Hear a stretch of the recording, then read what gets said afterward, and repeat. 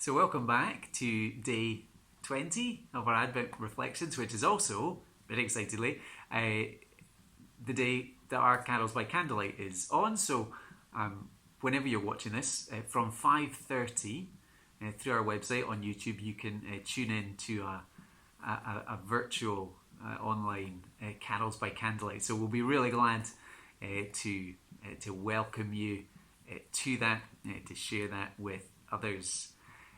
Today, I want us to think about what we could maybe see as the hidden story of Christmas, of Jesus, the child refugee.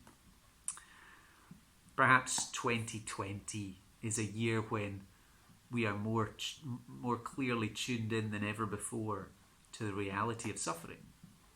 Because it has come so close to home, because it has stayed with us for so long, we are familiar with suffering and distress.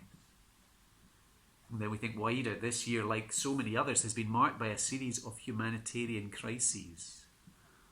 We hear again of war and persecution, of minority groups, of trafficking of people, of natural disasters, and they've all contributed to an ongoing refugee crisis. Heartbreaking stories and scenes play out daily across the globe. One of the comforting messages of the Bible is that it speaks of Jesus sympathizing with grief and pain.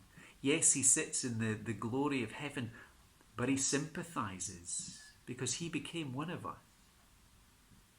In what could be described as the hidden story of Christmas, we discover the Son of God with his family fleeing from persecution at the hands of a power-hungry king. So this is Matthew chapter 2, verses 13 to 15. When the Magi had gone, an angel of the Lord appeared to Joseph in a dream. "Get up," he said. "Take the child and his mother and escape to Egypt. Stay there until I tell you, for Herod is going to search for the child to kill him." So he got up, took the child and his mother during the night and left for Egypt, where he stayed until the death of Herod. And so was fulfilled what the Lord had said through the prophet, "Out of Egypt I called my son." Here we are exposed to the great conflict that marks all of human history. It is the conflict between the forces of good and evil. It's a battle that rages across the pages of our Bibles.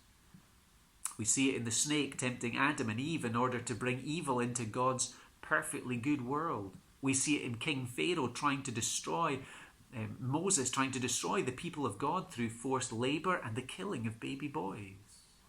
We see it in the story of Goliath standing in fierce opposition to God and to the armies of God. Jesus, the eternal Son of God, entered a world full of pain and suffering. From the beginning, he would know the forces of darkness conspiring against him, seeking his destruction, and that darkness and distress would come to its climax at the cross.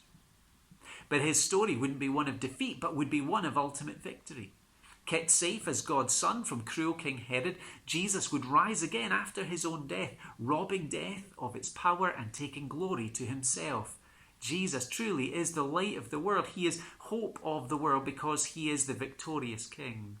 No longer a refugee, Jesus is a place of refuge for every refugee, for every lonely, hurting, fearful person who will run to him today.